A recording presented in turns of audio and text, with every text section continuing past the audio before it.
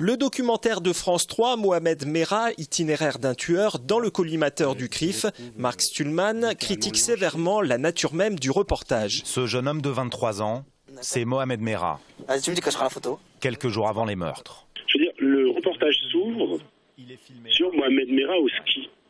Est-ce qu'on aurait imaginé un reportage des années 90-2000 sur Marc Dutroux à la campagne?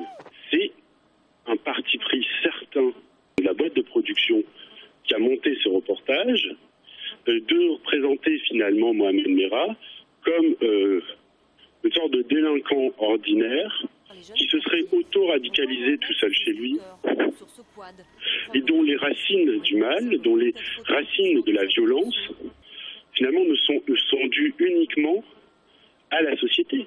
Pour Mark Stühlmann, les interventions dans ce documentaire de la sœur et de la mère de Mohamed Merah ne relatent pas du tout la réalité. Selon lui, la famille Merah a voulu se refaire une virginité.